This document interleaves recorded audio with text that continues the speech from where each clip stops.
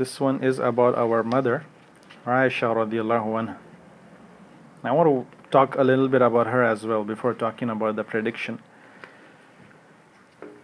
So, prediction was made by Rasulullah sallallahu alaihi wasallam that she will travel to Iraq. So first, let's get into Ayesha radiallahu anha's life. Most of us already know a lot. I'll just summarize few things about her life. That she's famous for that hadith of Umar ibn al-As radiallahu anhu, when he used to think that Rasulullah sallallahu alaihi wasallam always gives me so good expressions, and I think he really likes me.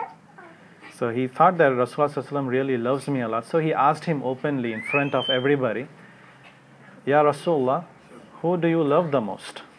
Who do you love the most? So Rasulullah sallallahu alaihi wasallam openly said in front of everybody that Ayesha radiallahu anha, I love her the most, Ayesha. So, and he asked, who's next? He said, her father. He didn't say Abu Bakr, he said her father, trying to refer again through Ayesha radiallahu anha. So he realized that it was not his number, it was basically his character, that he was always trying to give him good expressions. But Rasulullah sallallahu alaihi wasallam, among all people, even men and women, and among everybody, he loved Ayesha radiallahu anha the most.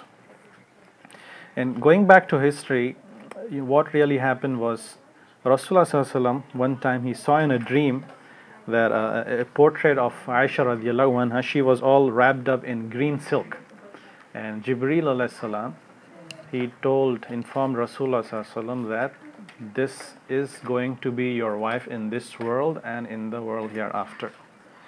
So that was basically Ayesha radiallahu anha. She used to say that Allah subhanahu wa ta'ala chose me for Rasulullah sallallahu alaihi wasallam in the heavens. So basically she was very special. So that then the story again, that how he married to Ayesha radiallahu anha, and then many things happen on the way in the life, but the generally Ayesha radiallahu anha, he always, when the final moments came in the life of Rasulullah sallallahu alaihi wasallam, he preferred to stay in the house of Ayesha radiallahu anha. He sought permission from other wives, and then everybody knew that he loved Ayesha so much, so they permitted him to live with, or spend his last days with Ayesha radiallahu anha. And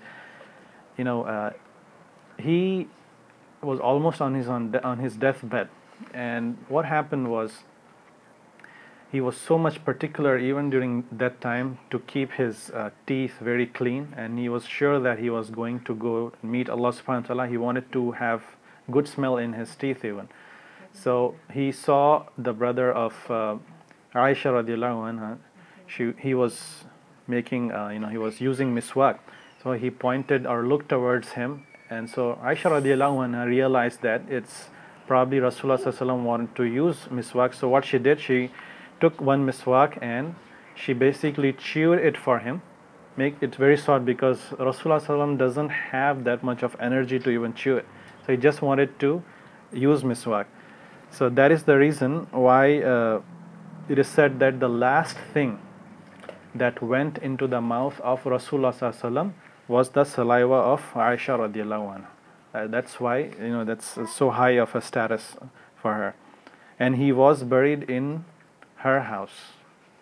That was her house, and she really was in that house for the rest of her life. And she was also very special because he lived with many other wives, but when the revelation of when Quran used to be revealed, it only happened during when Rasulullah sallallahu alaihi wasallam was with Ayesha radiallahu anha in her house. And the very interesting thing is that Ayesha radiallahu anhu was very close at the time of death. He was in fact in the lap of Ayesha radiallahu anha when he passed away. So that was how the relationship was.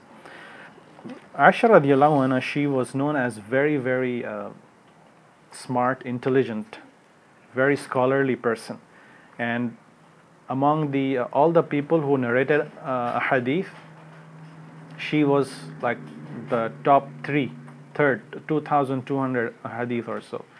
High number of hadith. Obviously, you spend so much of years with Rasulullah sallallahu alaihi wasallam, and that's the reason why Rasulullah sallallahu alaihi wasallam really loved her, because she was not only a good wife, but she was always asking Rasulullah sallallahu alaihi wasallam very smart questions, intelligent. So Rasulullah sallallahu alaihi wasallam saw in her that how she will be beneficial to Islam, and how she has this eagerness and interest in learning Islam. That was really amazing, and that's what really happened after Rasulullah sallallahu alaihi wasallam passed away. She got so much active in dawah that people, Sahaba radiallahu anhu, male and female, both of them used to come to Ayesha radiallahu anha to ask fatawas. We don't know, do you have any opinion or solution for this? And she used to respond very intelligently. And subhanAllah, she was very good in inheritance, in fiqh, in sharia, in every matter you can say, and even poetry, and tafsir and everything. And one thing that really stands out in her is that her soft-heartedness and her charity-giving nature. She was very charitable, and in fact, she used to give so much of charity that her nephew, Abdullah ibn Zubair, he said, he made a comment that you should restrain your charity. Don't give so much. It's too much what you're giving. You give everything, whatever gift. The Khalifas used to send so much gifts, so much of dirhams, dinars. And she used to just take and give to people in charity. So when Ayesha radiallahu anha, she heard what Abdullah ibn Zubair is saying, she said that, what, I'm not going to talk to Abdullah ibn Zubair, what he's saying. He's telling me that. But obviously, he was her nephew, so she had to break her promise. So obviously, in Islam, when you break a promise, you have to give kafara. There's another charity involved. So she ended up giving more charity because of that. So anyways, she passed away at the age of 60 years in 50th Hijri year, and she was buried in Jannat al-Baqi as well. So the miracle that I really wanted to talk about in the life of Ayesha radiallahu anha was that, during almost, I think, about the same time as these battles were going on, she traveled to Iraq, and when she was on her way, she passed by some water or lake or a river, and it was known as the water of Banu Amir, and it was night time. And what happened was, she heard from some distance that there were these dogs barking. In that area there were dogs. So Ayesha radiallahu anhu, she asked the people, which water is this? Which water is this? So they said that this is Hawab water. Hawab water. And immediately it struck her that Rasulullah sallallahu alaihi wasallam told her that, "Oh Ayesha, how will it be when the dogs of Hawab will bark at one of you?" So she realized it, and she said that I have to go back. I have to go back because Rasulullah sallallahu alaihi wasallam said this to me. He was basically, Prophet sallallahu alaihi wasallam was giving her a hint that if this happens, just go away, just do not stay there. So she came back from there. So the people really realized that they heard this hadith, but they couldn't really imagine how and why will this happen. And they realized, and there was, Rasulullah sallallahu alaihi wasallam didn't just say it for the sake of saying. He was basically referring that this moment, this incident that will happen, it will be during very, very difficult times.